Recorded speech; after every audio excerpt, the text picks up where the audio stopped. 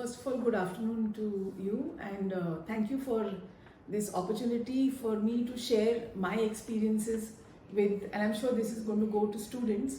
So, probably my experience may have some kind of an inkling to how you could be able to plan your careers.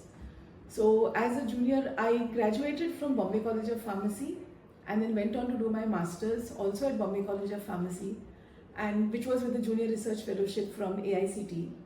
Following which, I knew that academics was my choice of career. So I joined MET Institute of Pharmacy, Bandra in 1994 as a lecturer, and I started off teaching diploma pharmacy students. It was only in the second year when it was just the first, I think it was just B Pharmacy program had just begun in 1994. So along with the first year of B Pharm, I was also teaching first and second year of diploma. So it was a very different experience. And my interest in academics was very strong, and therefore I knew that I had to go on to do a PhD. So after completing about 5 years in teaching, I took a break, and through a senior research fellowship from CSIR, I went on to do my PhD with Dr. Coutinho at Bombay College of Pharmacy. So Bombay College of Pharmacy has been my second home. So I spent around 12 years there through, I could say, through my B Pharm, M Pharm, PhD, and also 2 years teaching their pharmaceutical analysis. But after PhD, it was a challenge because I wanted to be in academics but no openings, and therefore forced to go into industry because I didn't want to break in my career. And industry, I wasn't really interested, but fortunately I found a very good role in, at that time, patents, innovations were just was becoming relevant in industry, and I was fortunate to meet Dr. Gopakumar Nair, who was a patent attorney. He had his own patent firm, and he was actually doing patent drafting, patent filing for several pharma companies. So a couple of months I worked with him, and through him then I got an opening into USV Pharmaceuticals, which is at Govandi, in their knowledge cell. I spent 6 months there, which was a fantastic learning experience. It was more of research in terms of not really bench work, but looking at patents, looking at how innovation. So it gave me a real, I would say, an excellent exposure to using the internet with Science Direct and so many different portals, the patent sites, and that really, it was very interesting because the role was to bring in new ideas to the company and see what others were doing, looking at how you could, where there were opportunities to maybe do still something new. So that was something different, something challenging, and it was a new department that was set up by USV at that time. From there, I moved on to JB Chemicals and Pharmaceuticals into their regulatory department, but my heart was never in the industry, and within a couple of months, Dr. Banuben Nanavati College of Pharmacy was just starting its first year, and I was fortunate to be appointed there as associate professor. At that time, it was assistant professor in that scale, but it's equivalent to the current associate professor. And I very happily went back to academics. I would say something which was unique was when I joined MET, it was the first year of the college, so a lot of experience in setting up labs, doing a lot of not just classroom teaching, but looking into everything that was required for implementing the curriculum. I went back to the same stage when I joined BNCP because it was again doing the same groundwork of setting up labs, looking at what are the requirements and looking at regulations.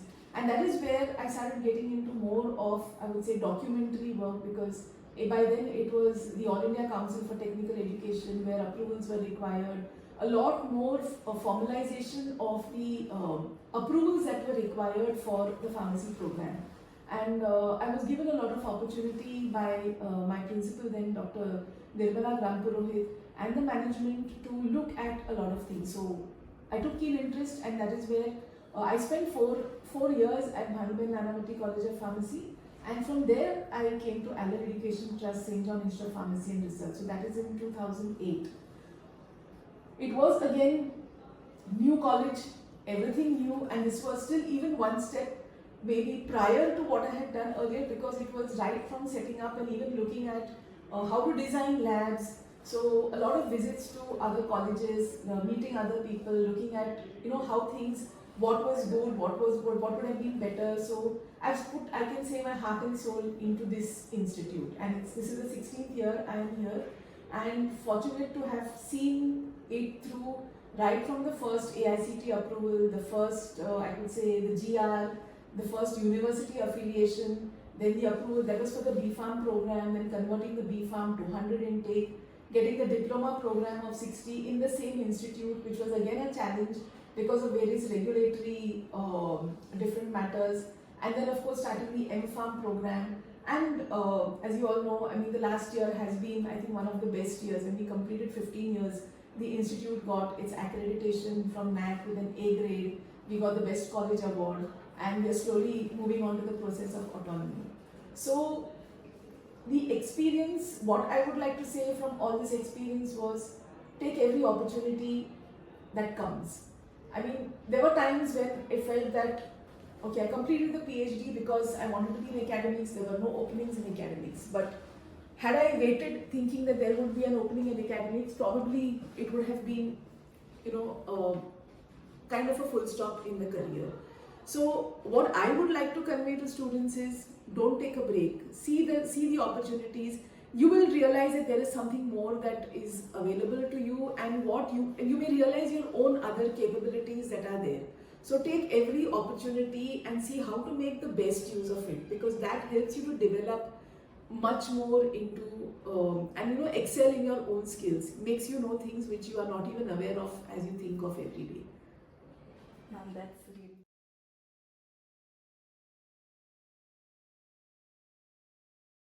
Pharmaceutical chemistry has been a subject which I really like right from my undergraduate days. Though it was not my first choice when I went in for my master's, it was my second choice. And of course, as you know, when you don't get your first choice, then you have to love your second choice. And so then I decided, so it was pharmaceutical chemistry. And integrating well, my industry experience has got nothing to do with the research that I did in my master's or in my PhD. Frankly, I have not really gone into carried on forward the research that I did at master's. It's only after starting the master's program here at SJIPR that it started getting back into a little bit of research, because my previous experience in both the academic institutions was at UG level. The institutes did not have PG programs, and it was still too in the nascent stages to even initiate proper research. So research experience, I can say, is just research experience as maybe as a guide is actually starting, is still in its nascent stages, because we just started the program a couple of years, and of course COVID came just after we started M.Pharm, and therefore we are still in the, I would say, infant stages of research. But integrating my industry experience, the exposure that I got, yes, it's always the what students learn in the curriculum probably is something which is existing, but there is, I always try to make it make students aware that there is a lot more to think beyond what is just being taught in the classroom. So look at, and always I try to bring in examples from industry. I find it more relevant when I teach master's students, because when we started with M.Pharm in our college, we started with only pharmaceutical quality assurance, and I was very happy to teach the subject of quality management systems. So quality management is something which is very close to my heart. I believe that quality is the only thing that can really bring in a difference into whatever you do. And when I teach quality management, it's definitely more giving them industry examples, because that is where the implementation of all this curriculum is going to be. So yes, bringing in industry examples, trying to give them correlations to what really happens, making them go to the net and look at industry examples while I'm in class. While I know that mobiles are not to be used, but then I do permit students and say, okay, take out your mobiles and look and read up on this. Do it now, because that is when you will know what you need to search on. You have the internet, it's a lot of information, but getting the right information at the right time, I think that is a technique that all of us have to learn so that we get what we want and we are not misled by the plethora of information that is available on the internet. That's really insightful, ma'am. My next question is,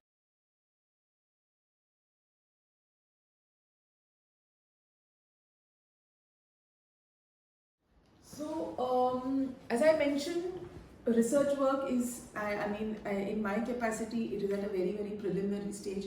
And I am not working independently on any product, on any of the projects. All the credit goes to the Department of Pharmaceutical Chemistry of SJIPR. So the faculty team, that is Dr. Bharat, Mrs. Saya Nadar and Dr. Popat Mohite, who are there now, are the ones who are really carrying on with the research, and it's more like a teamwork because we've started new. We do not have something which is, each one doesn't have our own independent labs. So the project also was a collaborative project with Dr. Bharat and Mrs. Sahaya, where and why we are looking at compounds for antimicrobial as antimicrobial agents is something which is very, very essential in our country today is antimicrobial resistance, which we are seeing. And we know that it is because of the, I would say, uncontrolled use of antibiotics. Even US students know. And today, till some years ago, there were not many regulations. But if you know that in foreign countries, antimicrobial stewardship programs are conducted and they are very, very stringent programs. So the whole concept of getting into this area of research was because of, we had a guest session in our college by Dr. Clotilda De Silva, who was working with a hospital in Canada, where she came here and spoke about antimicrobial stewardship and how managing microbial infections in hospital settings is one of the major roles in a hospital. And what was very interesting to know at that time was that very often a patient, especially those who are in chronic conditions or maybe in terminal illnesses, probably are suffering more because of acquired infections and not so much because of the main illness. And very often, especially when you have people with cancer or AIDS, very often it is the other infections that are there which are more at times life-threatening or debilitating to the patients.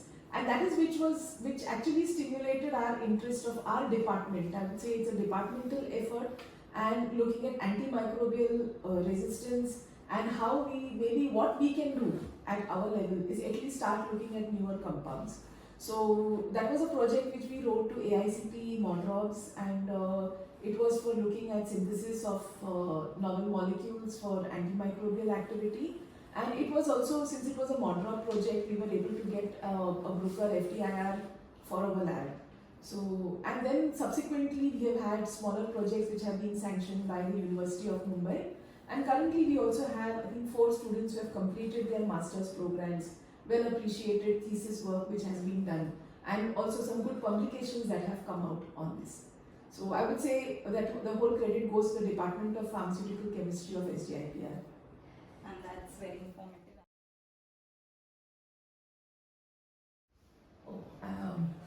I think the balancing, I am not able to do much research. I said it's the teamwork, so probably I am only contributing to whatever I can to the entire team. So directly involving in research is still not a part. Very frankly, I spend most of my time in administration. And with the new regulations and the new so many different things coming up, all of you are aware of national education policy and how colleges will have to re-look at the entire way that academics is going to be there, so that we also have to know how to sustain. So in the new education policy, it is going to become more of a sustainability factor for us as an institute, to see that how are we going to attract students. So just now, in the last 1-2 years, it has been more of administration. Teaching, yes, I try to go into as much of teaching that is there wherever possible, but research, as I'm saying, I'm only complementing the rest of the department with whatever inputs I can give them, supporting them in publications, maybe looking at what we can do in publications, but proper hardcore research, very frankly, I am really not able to do it, because And of course, given the fact that I have additional responsibility at the campus level, so I think I would say 98% of my time goes into only administration. But yes, I think that is also important because that is, I think somewhere we need to do justice to that, because there are faculty who can do that research. We need people. So I think it's a good team at SJIPR where we want some people who can focus, because if you look at the new ways in which institutes are being evaluated, whether it is accreditation, whether it is ranking, whether it is anything, research is very important. So in my opinion, the ones who are good at research, I think I need to encourage them and ensure that they go ahead with it. And the rest of us who need to keep the institute running with the backbone, with the background administration, I'm happy doing that, so that they are able to do their work. So I think that is how I look at it. So as I said, research at my level, I mean my personal level is, I'm more just a complementary addition to the department to give them support, to give them guidance, to maybe work with, to get partners for research, to look at MOUs with other colleges, and to bring in people who can support us for research. So that is my contribution to research. But administration, yes, that is something which I am interested in, and that is why probably, I have been in this role. And something which I realized out of, as I said, as you go through the journey, you realize. So teaching, yes, I love being with students, teaching. It feels that you've done something good when I take a lecture on that day. Sure, ma'am, that's a lot more to execute. My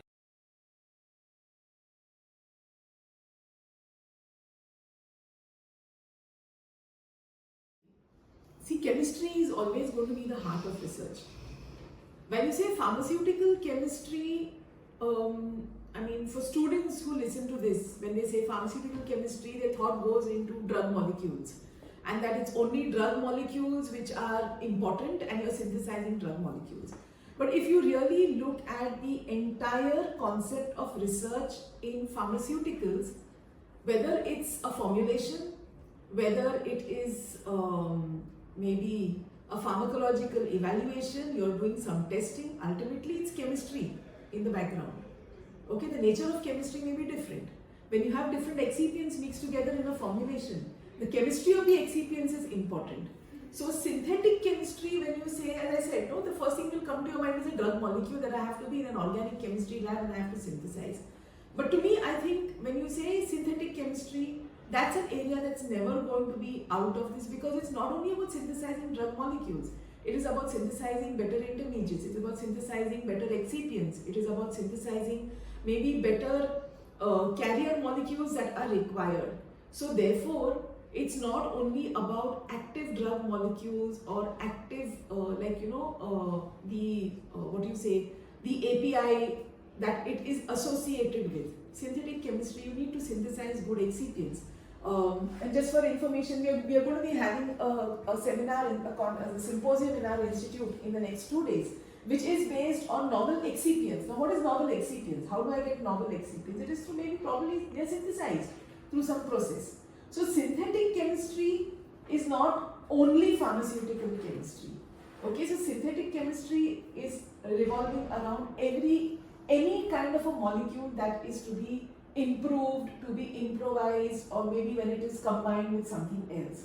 And if you say computational chemistry, okay, computational chemistry, it has been a boon to the entire, I would say, arena of research, whether it's not only in pharmaceuticals, but in any other field of research. And today, you have artificial intelligence, machine learning, and so many newer technologies coming in. I think that's only going to improve the ability of computational chemists to give you better, I would say, the probability with which we are able to predict the utility of a molecule or the application of drug molecules is definitely going to be much more superior, because AI, ML will give you better algorithms. You'll be able to tailor make and understand. The computational chemist has knowledge about the molecule, while your computer, I would say, expert, the person who is going to design the algorithm, the software, will know how to get the best out of these parameters. So I think the combination of all of this is going to become much more beneficial, because it will help us get better, I would say, better molecules. I'm not saying drug molecules, I would say better molecules to be used anywhere, in any form. Because, as I said, no, chemistry is not related. According to me, it's not. I'm still trying to get students to understand that chemistry is not only about a drug molecule, and it's about everything. So, computational chemistry is definitely going to progress and make things much more better, simpler, complex for the ones who are designing those things, but the outcomes are definitely, I think, should become simpler and more applicable to the common man and the user at the other end. Information is generated, I think, will become more, I would say, easy to implement into solutions. No, because ultimately, what is the research? You want a solution to a particular problem. So I think combining, getting more of AI, ML, and such kind of technologies will definitely make solutions more implementable and more easier to do. So I think the combination of both. So while synthetic chemistry is going to definitely help us in everything, computational chemistry will hasten the process, if I were to put it in that prospect.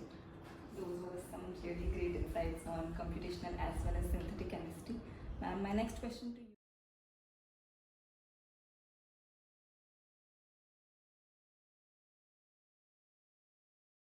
We're talking about pharmaceutical researchers, or you want to talk about, so researchers at what level? You're talking of students, you want something, I mean, what? So if a student is interested in going into research, okay, I think whether you want, today everything is so competitive. So with research, you should be well read. So being updated with the recent knowledge. Now again, you will say, what should I be updated with? First of all, if you're looking at research, you should know what is your area of interest. Unless you know and you define your domain of interest, then you will be able to go and read and know more. Because knowing right from basics, as a researcher, you should have a strong foundation of knowledge in that domain. See, doing research, as I said, first of all, sky is the limit to do research, okay? And the age that you are in, there is no limit to the information available. So if you want to be a good researcher, first of all, you should know what is the domain that you are interested in. There is so much happening and you have knowledge, information of everything. So if I'm able to select that domain, or I'm able to know what is my area of interest, then I know what is the domain, and then I will be able to narrow down and start realizing what are the skills that I need for this particular kind of research that I need to do. Because research is not just about walking into a lab and looking at and say, okay, I have this equipment, so can I do? Today you will have to be, because a researcher has to interpret data. A researcher is not only about doing experiments and reporting the results. It's about making conclusions. It's about giving solutions.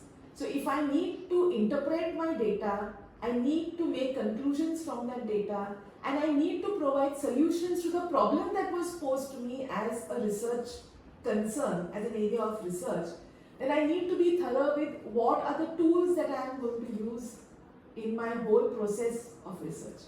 Whether they are just in the laboratory, so you need hands-on training for sophisticated equipment. You need to be equipped with technology skills, software, quick learning ability, and open mind to learn something, because as a researcher you don't know, no? It's not a traveled path, right? A researcher is going through a path which is not traveled by anyone. You're trying to look for something new.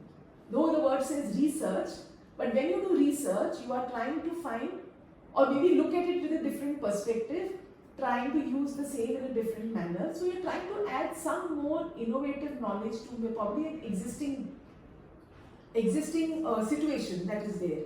But for that you need to have newer skills. So unless you define and you understand, otherwise it would be just a blind road that you are walking, and you may end up with something which doesn't satisfy you. In the end, a researcher should be satisfied, first of all, convinced about your own findings. Only then you are going to be able to convince others. Because when that ends in a publication, what happens in a publication? You have to convince somebody that what you have done, you are giving them all the data, you are trying to convince them, this is what I have found. But for that, just by reading something, no, you have to be thorough with your skills. You have to be very confident with your assessment of how you have done, why you have done. So, what, why, how, where, when, and why are you coming to those conclusions? So, a researcher should be, if you're talking about research, then it is someone who should be able to pose all of these questions to oneself and be able to answer them confidently. And then you will know what you need to know to do all that. So you need to, there's no standard definition as to what a researcher can do. But it is something which, first of all, know what you want to do. And I think automatically you will be able to be open to ideas, be open to the learning. Learning, I think you are very much aware. I mean, when you look at, you are looking at all the program outcomes and you have graduate attributes. The last one that says lifelong learning. So if you want, I think for any, whether you want to be into research, whether you want to be into industry, today it is very essential for every, I'm not saying a student, but for everybody, and let me put it in any industry. Lifelong learning has to be one of the attributes that you carry with you. Open to learning. That's the only way, whether you are in research, whether you are in academics, whether you are in industry, in whichever field you may go. That is the only pathway to progress and success. That's really insightful, ma'am. Can you share more about your involvement in patent-related activities during your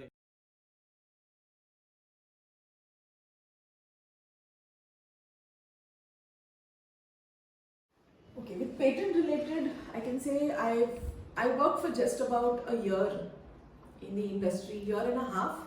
But from that, about 1 year was with reference to patents. It was my first time exposure. That was way back in 2004. That's almost 20 years ago. And that was when I can say all industries were actually starting up their divisions to look into patents. At that time, as getting a first time, I did not know much about patents. But what I realized is that while most researchers look at publications, we go and look at publications as our reference material to start something or to the problem that we have in our mind. As a researcher, you may conceptualize a problem and you feel that this is the area that I want to look at or probably I'm interested in working in. And what most would do is look at publication data that is available. But I think it's very essential after looking at patents that patents are the core of all that information because they normally include so much of data about everything, and that is the first time when somebody has really gone and worked on a particular problem.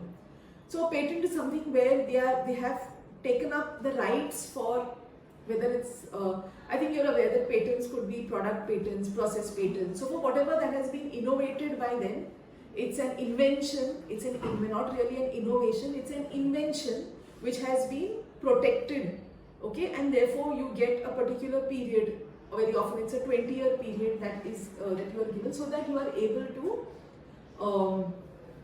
get back all that your investment that you have done by being the sole person will be able to utilize that product, maybe market the product or implement that process for that particular period. So if using that information and in research, as I mentioned, it's very essential because today, and I think today many of the those who are aware of patent, very often now for students, as you know, even the curriculum, there are elective subjects of intellectual property rights. So today awareness is really quite good. So researchers are aware that now you need to look at patents, especially if you're looking at a product. If your research is concerned to a particular product, then you must definitely go and look at the product and look at all the possible product patents because that gives you an idea that where is the scope for really looking at something that has not been studied.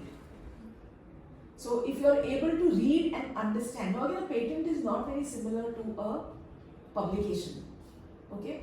A patent has to be read very thoroughly because there are a lot of everything may not be described explicitly, but still you need to read it very well to be able to understand. But it is also explained because in a patent, if it is not disclosed, it is not protected. So a patent, reading a patent and I would say making an inference from that patent is also an art, and therefore very often, even if you do something, when somebody looks at a new invention, you need experts who will be able to read your material and ensure that you're not infringing somebody else's invention. Okay, so yes, patents are absolutely essential today, and the advantage is that 20 years ago, as I said, information was not so easily available even online. But today it is available online, and therefore it is a must for every researcher to refer to patent databases before going on ahead, like far ahead in research, so that you are sure that you are doing something which is not infringing. I'm not saying that it is not innovative or not not a new invention, but at least to ensure that you are not infringing on something that has been done by somebody else already. So therefore, referring to patent data, I mean, that is what I have understood from my little experience, and I feel that patent database search is a must for every researcher, and that is the reason also why that today plagiarism check has become important. So in the plagiarism check, it would definitely go back and refer to even patent databases that are there. So that's only to support your invention or your innovation, your novelty in your research, to ensure that you have some novelty in your research. So patent is really very important part of the entire research work.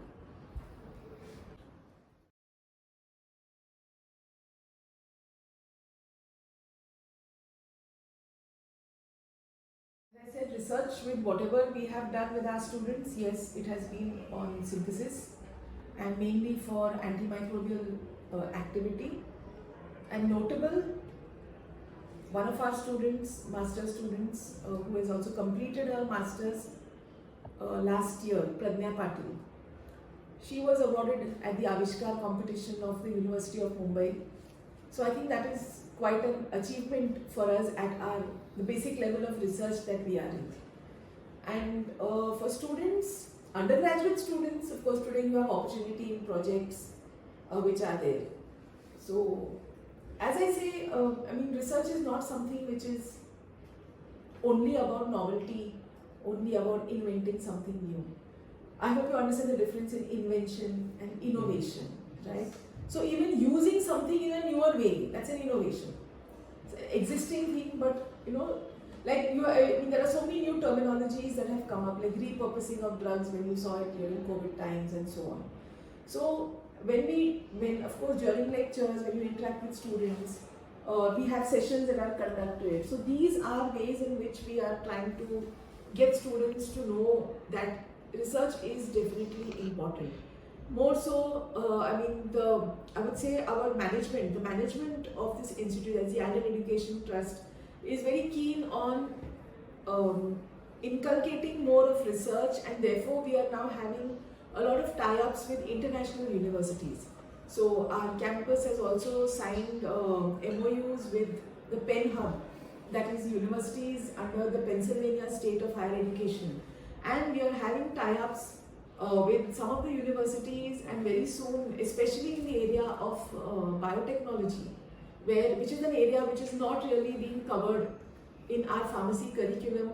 But as everyone knows, especially when COVID time, we realized that when vaccines were required, it was biotechnology and that area of medicine. That became the preliminary and the most important focus of getting something new, the new vaccine that was required. So with our management is very keen in ensuring that our faculty and students get into such innovative areas of research. So yes, we are trying to promote students to get into newer kind of things and see how, whatever opportunities are there, students are always being, I would say, encouraged, like conducting poster presentations. Now what is a poster presentation? It's a place where students will think differently. So it's basically getting them to think creatively, and that is how you stimulate research interest in students. If you do not give them opportunity to do this, then they're only going to look at the curriculum, look at the syllabus, look at question papers, look at model answers and replicate those answers in examinations. But that is, yes, you require that for your credit scores, you require that for your grade card and such things. But I think all the other activities, and our college is really having a lot of activities through different clubs, like we have, you have the entrepreneurship club. Now we have had a student who has won at the Maharashtra State Innovative Challenge that has been there for students. So one of our students has been selected. She has been awarded that seed money of 1 lakh rupees to get her. So I think even for that student to go ahead to that level, there definitely must have been the stimulating interest which has been created in the environment of the college. So there is no such, I would say, formula to stimulate research. It is the environment in the institute, the environment created by the faculty, and the participative nature of students which will stimulate them to think differently. And that thinking differently is research. I mean, it's basically thinking differently. No, and that's thinking creatively. So I think that is research, which happens very often. Now, tomorrow we will be having a poster presentation. The UG level poster presentation is tomorrow, the PG level poster presentation. We'll have the final rounds on the second day. So what is going to happen in that? It's research. We have the Bureau of Indian Standards Club, which has had so many different campaigns. I don't know, many of our students have been part of it. So what was that? That was a community interaction. But that also gave a lot of insight to students. It's a different kind of research. So the institute, at our institute level, yes, we have the Bureau of Indian Standards, we have the Institute Innovation Council. Even through the NSS and DLLE, even those experiences will add value, because you'll say why NSS and DLLE, but these are community activities. But when students mingle in the community, they will get to know what are the problems in the community or which areas in community require some attention, and that could come back as a problem for research. So that also stimulates the thought process in students. So inculcating research is not only through lectures, practicals. I think it happens besides the lectures and practicals. Whatever happens outside the classroom, beyond the syllabus, I'm not saying curriculum, syllabus. Curriculum is everything else. So beyond the syllabus is all about research. That's great, ma'am.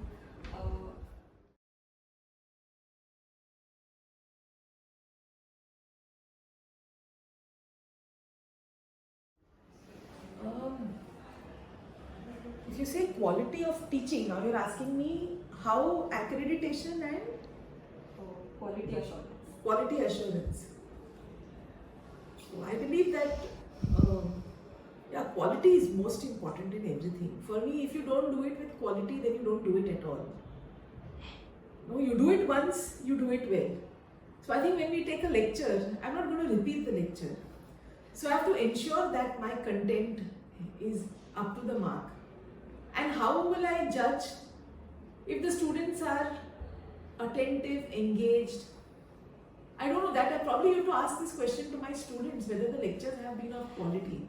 I'm not able to, I was not really able to correlate what you're trying to say, accreditation and quality assurance in education. How it is transformed into my lectures. I think that question will be better answered by my students. Because quality in the classroom has to be with, if I put it very technically, first of all, good presentations, clear content, to the point, and with a level which is understood by the student.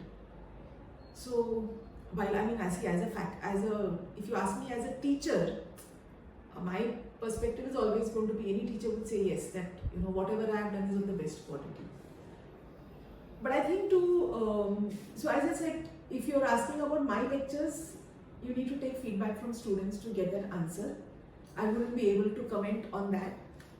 But I feel that for any faculty, if you have to really ensure that there is quality, content to the point, if you're using technology, I mean, of course, very often technology is only in the terms of a PowerPoint presentation. At times, we may use a video, but it should be done well, because I think today students are um, better at hand with making PowerPoint presentations and using videos. We are still very naive in that area. So it's, yeah, I think I'm not able to really comment on that connection. But accreditation and quality, I feel, is a must because in everything. So if, as I mentioned earlier also, like whatever is the opportunity that is there, it has to be done the first time, the best way. I think that is quality. So if you have that attitude in you that it has to be done the first time, the best way, then the quality is automatically going to be there. So probably the achievements of the institute, the achievements of our faculty, the achievements of our students should give you some feedback on that. We have had university rankers. Of course, today university does not announce rankers because once the credit system came into existence from 2016, with the syllabus of 2016, since then there is no official ranker as such because with credit system and the percentage there is a difference. But prior to that, when it was based on percentage, then consecutive years till 2016, we have had the toppers. We have had toppers in the university.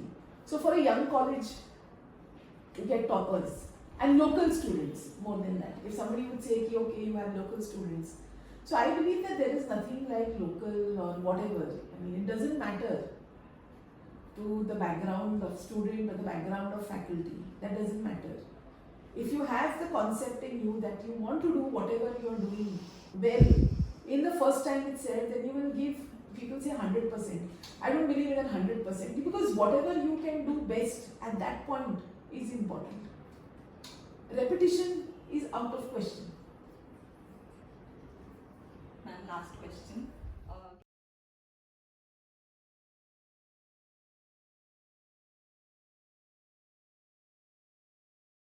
Okay, so chemistry is of course definitely my subject. Now you say which chemistry, because I have taught organic chemistry and pharmaceutical chemistry.